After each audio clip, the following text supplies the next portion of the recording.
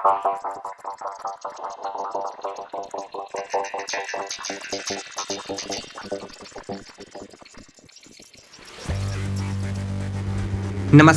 मैं कुमार और आप देख रहे हैं स्टार मिथिला।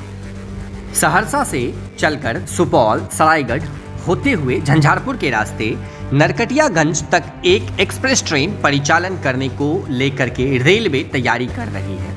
इस नवनिर्मित रेलखंड पर कोसी महासेतु होते हुए एक्सप्रेस ट्रेन की परिचालन की आज संपूर्ण मिथिला लगाए बैठी हुई है। जो आखिरकार इस रूट पर एक्सप्रेस ट्रेन का परिचालन कब होगा? हालांकि डीआरएम आलोक अग्रवाल के अनुसार इस रूट पर अब बहुत जल्द एक्सप्रेस ट्रेन का परिचालन होगा, जो सहरसा से खुलकर सरायगढ़ होते हुए झंझारपुर, दरभंगा के रास्ते नरकटियागंज तक जाएगी। हम इस वीडियो में आपको पूरी जानकारी देंगे।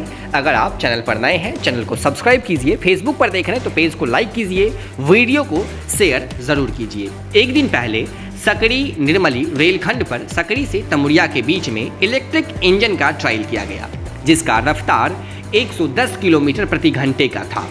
हम आपको एक दिन पहले सारी जानकारी दिखाए थे। हालांकि अगर आप वो नहीं देख पाए हैं तो इस वीडियो को पूरा ज़रूर देखिएगा, ताकि आपको पता चल जाएगा जो क्या क्या कल हुआ और अगले आने वाले कुछ महीनों में इस रूट पर क्या सब होने वाला है। कल इस रूट पर एक्सप्रेस ट्रेन की परिचालन से पूर्व कम से कम एक कदम ही सही, लेकिन रेलवे आगे जरूर बढ़ी है।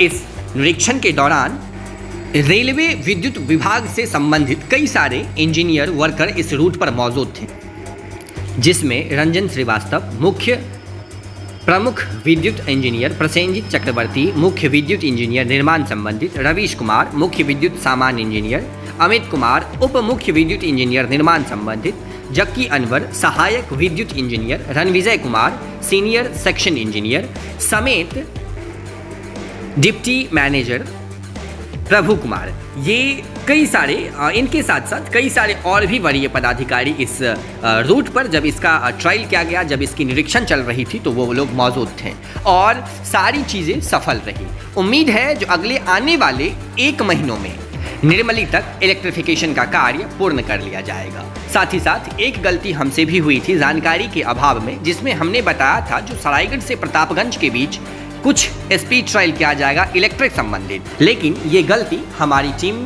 की जानकारी अपूर्ण रहने के कारण हुई है, जिसके लिए हम अपने टीम के तरफ से आप सभी व्यूअर्स से क्षमा प्रार्थी हैं।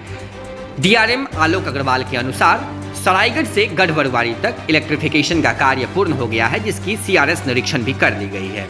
गढ़बरुआरी से सरायगढ़ तक अगले आने वाले 1.5 से 2 महीने में पूर्ण रूप से इलेक्ट्रिफिकेशन कर इस रूट का सरायगढ़ तक इंजन ट्रायल कर लिया जाएगा। साथ ही साथ सीआरएस होने की भी उम्मीद की जा रही है। इसके बाद सरायगढ़ और निर्मली के का जो बीच का सेक्शन है, उसमें कम से कम अभी 2 से 3 महीने का समय लग सकता है। 2 से 3 महीने का समय इसलिए लगेगा क्योंकि सरायगढ़ और निर्मली के बीच में कोसी महासेतु है, जिस कोसी महासेतु पर इलेक्ट्रिफिकेशन के कार्य को करने में कुछ बाधाएं उत्पन्न हो सकती है। हालांकि सरायगढ़ में एक पावर सब स्टेशन भी बनना है, इसका निर्माण कार्य लगभग शुरू हो गया है, जिसकी जानकारी हम आपको अगले वीडियो में दिखाने की कोशिश करेंगे। सरायगढ़ से ही सहरसा तक और सरायगढ़ से सकरी तक जो भी ट्रेन इलेक्ट्रिक से चलेगी, उनका सारा कंट्रोल सरायगढ़ जंक्शन के पास ही होगा। सरायगढ़ से फॉरबिसगंज तक भी जो ट्रेन जाएगी, उसका भी यही पॉइंट होगा।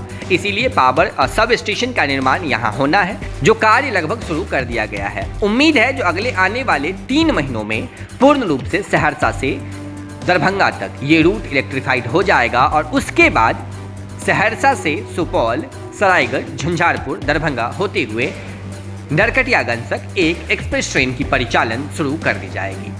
और जितनी सारी इंजन रिवर्सल की समस्याएं हैं, उसे भी खत्म करने की कोशिश की जा रही है, जैसे कि सरायगढ़ में बाईपास का निर्माण कार्य होना, दरभंगा काकरघाटी सीसो बाईपास का निर्माण होना, ललितग्राम में ललितग्राम और छातापुर के बीच में एक थ्रूपास का निर्माण कार्य होना, ये सब सारी चीज़ें हो रही है। उम्मीद है जो अगले आने वाले इस दिसंबर 2023 तक सहरसा साथ ही साथ फॉरबिसगंज रूट पूर्ण रूप से इलेक्ट्रिफाइड होकर इस रूट पर लंबी दूरी की ट्रेन शुरू कर दी जाएगी। अगली खबर के लिए आप जुड़े रहें स्टार मिथिला से। हम बहुत जल्द अगले वीडियो के साथ हाजिर होंगे जो अपने क्षेत्र मिथिला से होगा। धन्यवाद। आप देख रहे थे स्टार मिथिला।